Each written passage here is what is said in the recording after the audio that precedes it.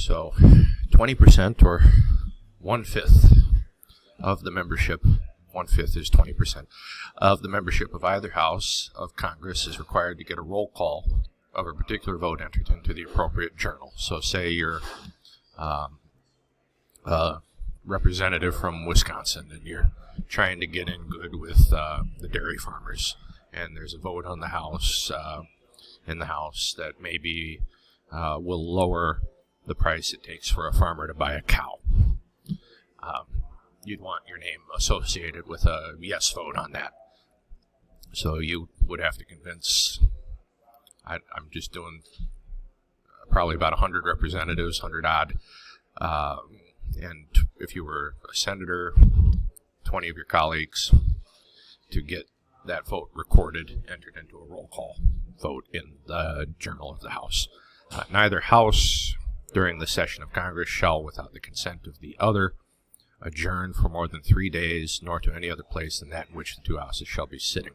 So Congress isn't allowed to, without permission, sit in any place other than the Capitol building in Washington, D.C. So like, say, during the January 6th turmoil, there was a place that was prepared. I believe it was, I need to look this up. I'm going to say the wrong thing, I know it, but like Fort McNair or Andrews, maybe, they were prepared for both houses of Congress to come finish counting the electoral votes in that place. But they can't, so the House can't move for more than 3 days, say, to Andrews Air Force Base, nor can the Senate move for 3 days, more than 3 days, to, say, the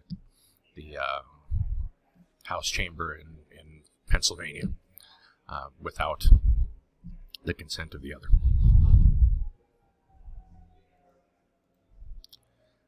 Senators and representatives will be paid from the U.S. Treasury.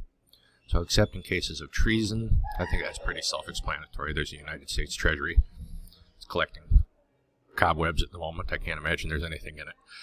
Except in cases of treason, felony, or breach of the peace, they will be privileged from arrest during their attendance at the session of their respective houses, and in going to and returning from the same, and for any speech or debate in either house, they shall not be questioned in any other place. So this is kind of a parliamentary leftover, but a good one.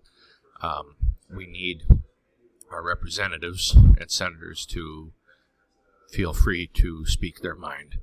So voicing an unpopular opinion on the floor, maybe voicing something, I don't even know what, but they should feel free to speak their mind. So on their way to the House, they can't be arrested. On their way back from the House, they can't be arrested on the floor, say, unless somebody says, I want to murder Senator Y, they're not going to have a problem with their speech. Now, back in the old days, Ted Kennedy was one time out drunk driving, and when he was pulled over, he claimed that he was going to the Senate chamber, and the police didn't buy that excuse, and it was just an excuse.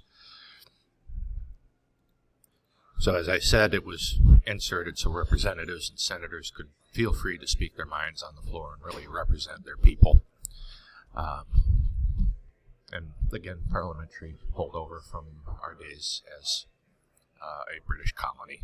It used to be, if something displeased the monarch, the speaker would come before him or her, and if the monarch didn't like what was being said, I believe a total of 9 speakers got their heads cut off.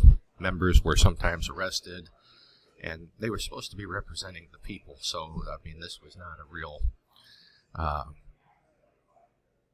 vote of confidence, to go and really speak your mind. It was a great way, for the king to say, you will go to Parliament and speak my mind and give me what I want. And we didn't want that here. So no members of Congress will be appointed to any other office under the authority of the United States during their term. So they can resign, they can take up another post. When Trump first came into office, he wanted Senator Jeff Sessions of Alabama as his Attorney General. Again, it's against the law for people to work for more than one branch of the executive of the federal government at once. It's just a conflict of interest. We're doing a lot to mess with the separation of powers if we allow someone to be a senator and a attorney general in the executive branch. So he had to resign, and he was appointed and acted for a time as Trump's attorney general. Section 7. All bills for raising revenue shall originate in the House of Representatives. Another parliamentary holdover. That's a very long story. You can look it up. It has to do with David Lloyd George and the People's Budget under the reign of Edward VII. You can look that up if you want to. That's all I'm going to say about it. But the Senate may propose or concur with amendments as on other bills. So after a bill passes both houses of Congress, it goes to the president, and he can sign it into law, or he can veto it and give his reasons. Now, Congress has the option after that to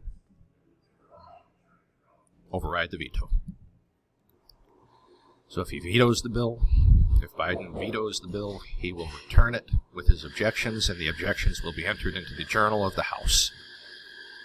So the House of Origin, be that the House of Representatives or the Senate, then reconsiders the bill, and if they so desire, they can override it with 2/3 of their membership and make it a law anyway. And this doesn't happen as often as you think it does. So all votes of both houses will be determined by yeas and nays, so people voting yes or no. Now it's done, at least in the House of Representatives, with electronic voting. So the names of people voting for or against a bill are going to be entered into the journal of each house. And if any bill shall not be returned by the president within 10 days, Sunday is accepted. After it shall have been presented to him, the same shall be a law, in like manner as if he had signed it, unless the Congress by their adjournment prevent its return, in which case it shall not be a law. So he has 10 days, except for Sundays, to get a bill signed and back to, or vetoed, I should say, and back to the House. Now, there may be reasons why he doesn't get a bill back within the time limit. He might, let's say, be a Democrat who is a pro-lifer, and he might have a bill that expands abortion rights in front of him, and he doesn't think that it should be a law. But he can't sign the bill because that would ruin his re-election chances with the party. So presidents do this quite often. They'll just put it in a drawer and forget about it. When the 10 days are up, say, oops. It's called a pocket veto. You just stick it in a drawer and forget about it. Or if Congress adjourns and it's day 4, say he'll have until Congress comes back, then it starts day 5, day 6, day 7. So every order, resolution, or vote to which the concurrence of the Senate and the House of Representatives may be necessary, except on a question of adjournment, shall be presented to the President of the United States, and before the same shall take effect, shall be approved by him, or being disapproved by him, shall be repassed by 2/3 of the Senate and House of Representatives, according to the rules and limitations prescribed in the case of a bill. All right, so this is 18th century speak. Everything that requires both houses to say yes to or no to, adjournment accepted, is going to be put in front of the president for approval or disapproval. And if it's not approved by him, he can veto it, and it's going to be passed back through the houses. And if they can get 2/3 of their membership, it's going to be passed anyway.